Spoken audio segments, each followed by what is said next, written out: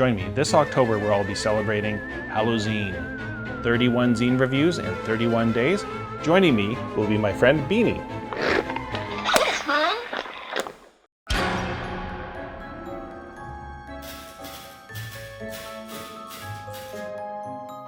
Hi, welcome to another edition of Halloween, and with me as always is Beanie, and we are getting close to the very end. October the 31st at 1 p.m. Eastern Time, we are doing a live stream draw of our $200 giveaway at store credit at Exalted Funeral, as well as many other prizes.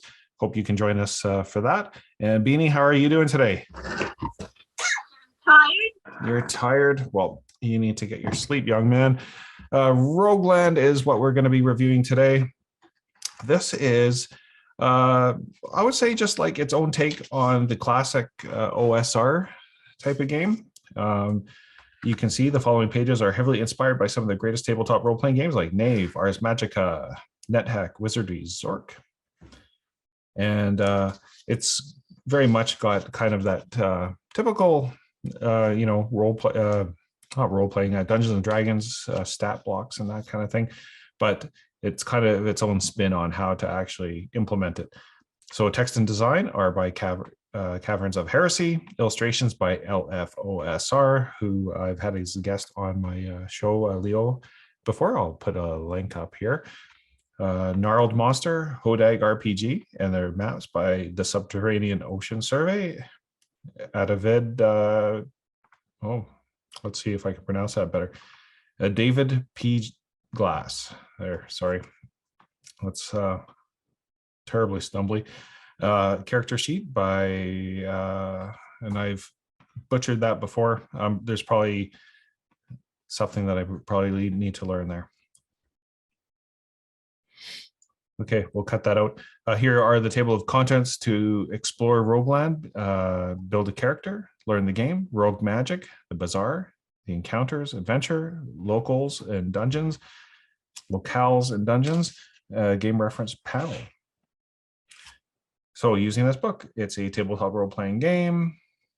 This game uses player-facing roll high D20 mechanics and best played with 1 to 5 players and a game master.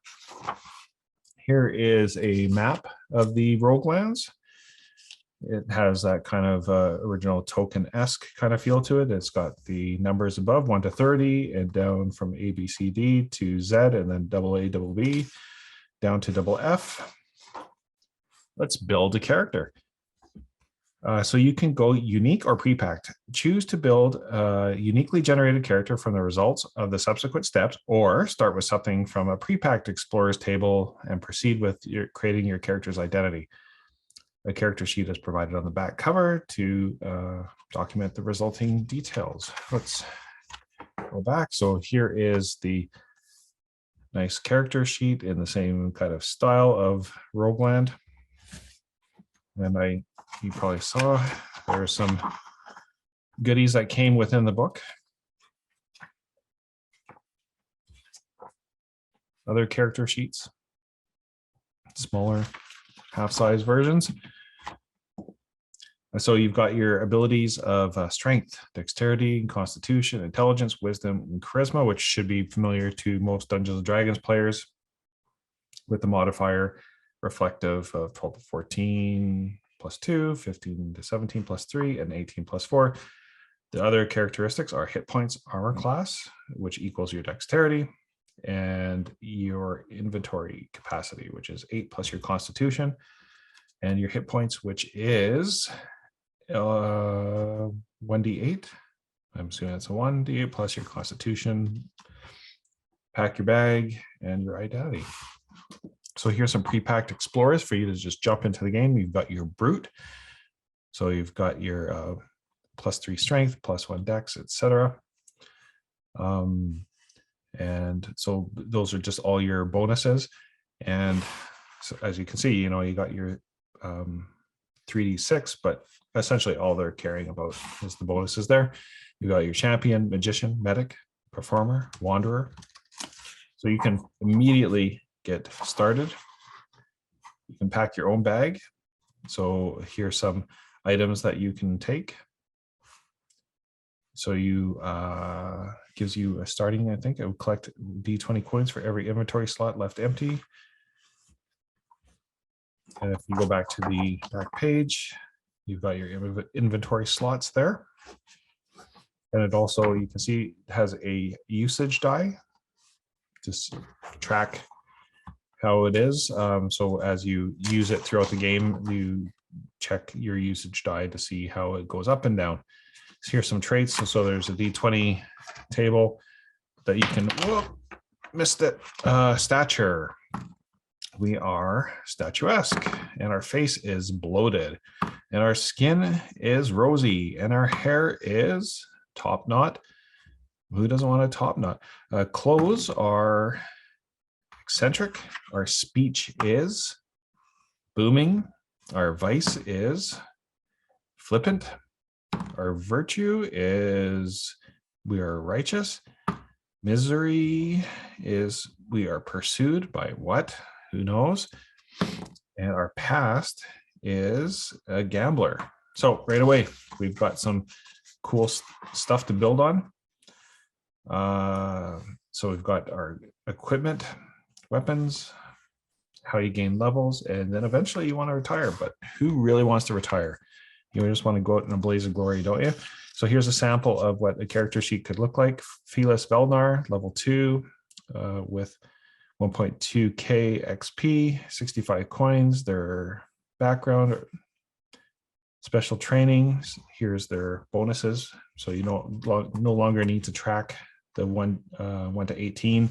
Just keep the bonuses, your AC, your hit points, your inventory, and your current usage die for each. As mentioned, we've got the typical 6 attributes or abilities and your characteristics. Your bonus equals your modifier. Difficulty rating is a measure of the difficulty that can be applied to scenarios of consequential outcomes when taking action and performing saves. Difficulty ratings can be changed dynamically depending on the progression of events and surrounding circumstances. So here's your difficulty rating, 10, 13, 15, 25. So you just roll your D20 plus your bonus, and that will be what you can do. If you roll a D20 plus the bonus, performing these saves. Inventory, encumbrance, magic scrolls. Magic is cast through scrolls and attuned items, and the outcomes can be uncertain. Adventuring parties can typically find scrolls while exploring or buy them from common magic shops. The damage and healing impacts of magic are scaled by a character's level. See Rogue Magic, so we will get to that shortly. Rogue Magic, as mentioned. Scrolls are attuned to freeform magic. So there's item can be attuned, or magic can be conjured by forming circles of at least 3 members, each rolling a wisdom save at the difficulty rating of 10. On a successful attempt, the resulting magic is chosen from the Rogue Magic table and harnessed within an item. If the conjuring fails, a burst of 1d6 damage is inflicted upon each participant. And I want to say 1d6, but it says LD6, so that could be a level die 6. So chime into the, I probably missed that somewhere, chime into it in the comments if I'm missing it. And here's some traditional magic of things like spellbooks, wands, runestones can be used if a more traditional form of magic are being handled. Spellcasting devices are managed within your inventory and abide by the following guidelines. Each spellcasting device occupies 1 inventory slot and holds a single spell. Spells can be cast once per day and are replenished each day with the same spell. Spells can be chosen or rolled from a level-less spells table on page 14. If level-specific spells from other sources being used, spellcasters can only cast spells at a level less than or equal to the caster's level. So there's some background there. We probably don't need to get into the weeds of every minutia detail of it. You can also detect and cast magic. And here's some random rogue magic. And let's see, where's my D12? It is currently missing. Oh, there it is. Oh, that was 12 before I picked it up. Choose any action. Let's try it again. 8. Conceal is the action, and the object is choose any object. 5. conceal sound. Okay. So I know a lot of people really like Rogueland because it's kind of just its own like little flair on the basic D&D framework. You've got your D100 spells to determine the effects when specific spells are needed. The bazaar, so here's items that you can buy.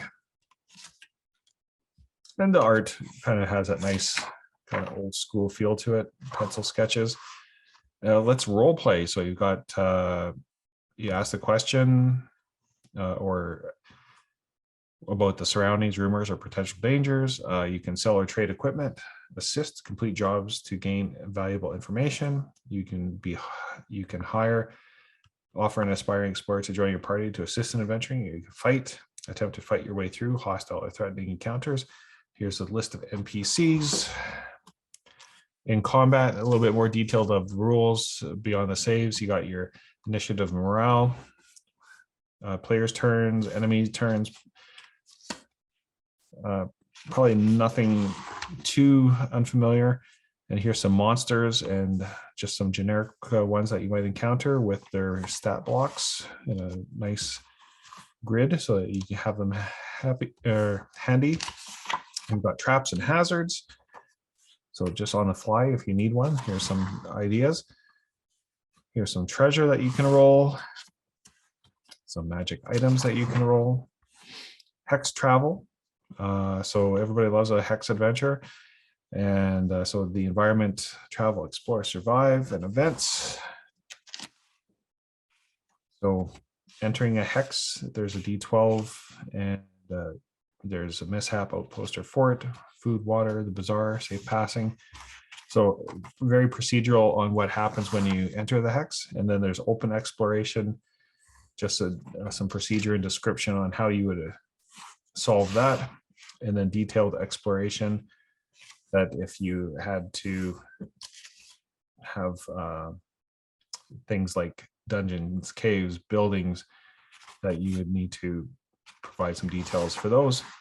And an unknown room, once you reach there, here's some just randomness to build into your movement. So that's kind of the generic of it. And here's some items that you could, looks like kind of plot hooks or like base adventures that you can build off of. The Fortress of the Imp, ethereal mounds, the Dead City, Castle Hexgard, Shipyard Shore, Harridan's Hold. Here is a dungeon called the Stone Devotion, and it's got the different areas underneath and the descriptors and some traps. And then we get to the final area of the Fungal Throne, which is like a cave adventure that you can throw into your world. So I've heard a lot of, and here's some just reference tables and some quick roll tables, basically regurgitating, but some good stuff here. Happy Halloween, ladies.